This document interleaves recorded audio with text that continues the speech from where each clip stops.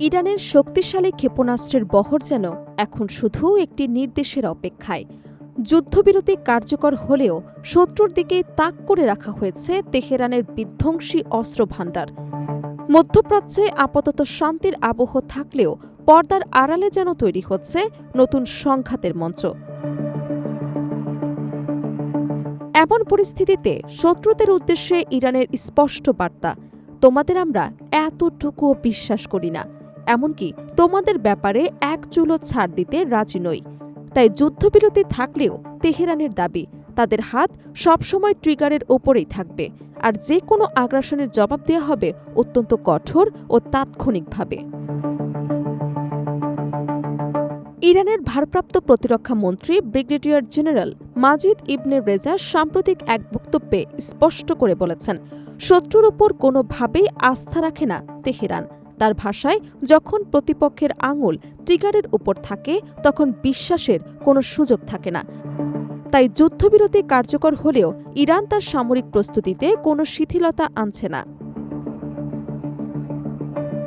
তিনি সতর্ক করে বলেন, যুদ্ধবিরতির শর্ত একবারও লঙ্ঘিত হলে ইরানের জবাব হবে অত্যন্ত কঠোর। তার দাবি, যুদ্ধবিরতি কার্যকর হবার পরও যুক্তরাষ্ট্র একাধিকবার নিজেদের প্রতিশ্রুতি ভঙ্গ করেছে। ফলে কাগজে কলমে যুদ্ধবিরতি থাকলেও বাস্তবে পরিস্থিতিকে নিরাপদ বলে মনে করছে না তেহরান। মাজিদ ইবনে রেজার মতে, যুক্তরাষ্ট্রের প্রতি ইরানের অবিশ্বাস সাম্প্রতিক কোনো ঘটনার ফল নয়। গত কয়েক দশক ধরে ওয়াশিংটনের নীতি এবং আচরণের কারণেই এই অবস্থান তৈরি হয়েছে। তার দাবি, গত ৬ থেকে ৭ দশকে বারবার প্রতিশ্রুতি ভঙ্গ এবং বৈরী নীতির কারণে দুই দেশের সম্পর্ক গভীর অবিশ্বাসের ওপর দাঁড়িয়ে আছে। তাই বর্তমান যুদ্ধবিরতির ঘোষণাকেও ইরান সতর্কতার সঙ্গেই দেখছে। সাম্প্রতিক যুক্তরাষ্ট্র এবং ইসরায়েলের যৌথ সামরিক অভিযানের প্রসঙ্গ তুলে ইরানের ভারপ্রাপ্ত প্রতিরক্ষা মন্ত্রী বলেন, ওই সংঘাতের স্মৃতি তেহরান কখনো ভুলবে না। তার অভিযোগ, সেই অভিযানে ইসলামী বিপ্লবের সর্বোচ্চ নেতাকে লক্ষ্যবস্তু করার চেষ্টা করা হয়েছিল। পাশাপাশি দেশটির কয়েকজন শীর্ষ সামরিক কর্মকর্তাও নিহত হন এবং বহু সাধারণ নাগরিক প্রাণ হারান। তিনি আরও দাবি করেন, ওই হামলায় নারী এবং শিশুদের প্রাণহানির ঘটনাও ঘটেছে, যা মানবিক দৃষ্টিকোণ থেকে অত্যন্ত বেদনাদায়ক। তার ভাষায়, এসব ঘটনার দায় ইতিহাসে যুক্তরাষ্ট্রের জন্য একটি কলঙ্কজনক অধ্যায় হয়ে থাকবে। যদিও এসব অভিযোগের বিষয়ে যুক্তরাষ্ট্রের পক্ষ থেকে ভিন্ন অবস্থানও রয়েছে। প্রতিরক্ষা মন্ত্রী আরও বলেন, প্রতিবেশী এবং মুসলিম দেশগুলোর সঙ্গে সম্পর্ক জোরদার করতে চায় ইরান। বিশেষ করে কাতারের সঙ্গে দ্বিপক্ষীয় সম্পর্ককে তেহরান অত্যন্ত গুরুত্বপূর্ণ বলে মনে করে। তবে শত্রু দেশগুলোর ক্ষেত্রে নীতিগত অবস্থান অপরিবর্তিত থাকবে। তার ভাষায়, আমরা আমাদের বন্ধু এবং প্রতিবেশীদের বিশ্বাস করি, কিন্তু শত্রুদের নয়।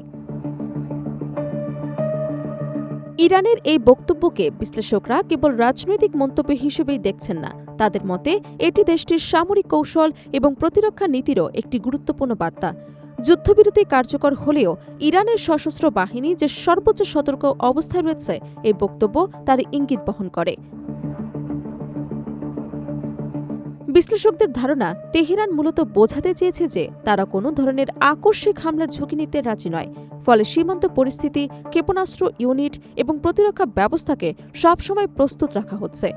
প্রয়োজনে খুব অল্প সময়ের মধ্যেই পাল্টা জবাব দেওয়ার সক্ষমতা ধরে রাখতে চায় দেশটি। তবে মধ্যপ্রাচ্যের বর্তমান পরিস্থিতিতে কূটনৈতিক প্রচেষ্টাও সমানভাবে গুরুত্বপূর্ণ বলে মনে করছেন আন্তর্জাতিক পর্যবেক্ষকরা। তাদের মতে, উত্তেজনাপূর্ণ বক্তব্যের পাশাপাশি সংলাপ অব্যাহত থাকলে বড় ধরনের সংঘাত এড়ানোর সুযোগ তৈরি হতে পারে।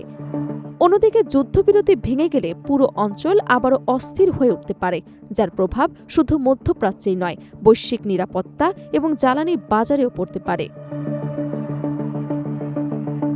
সব মিলিয়ে ইরানের সাম্প্রতিক বার্তা স্পষ্ট, যুদ্ধবিরতি থাকলেও সামরিক প্রস্তুতিতে কোনো ছাড় দিতে রাজি নয় তেহরান। দেশটির দাবি, শান্তি চাইলেও নিরাপত্তার প্রশ্নে তারা সর্বোচ্চ সতর্ক থাকবে, আর যে কোনো হামলা বা যুদ্ধবিরতি লঙ্ঘনের জবাব দিতে তাদের ক্ষেপণাস্ত্র বাহিনী সব সময় প্রস্তুত।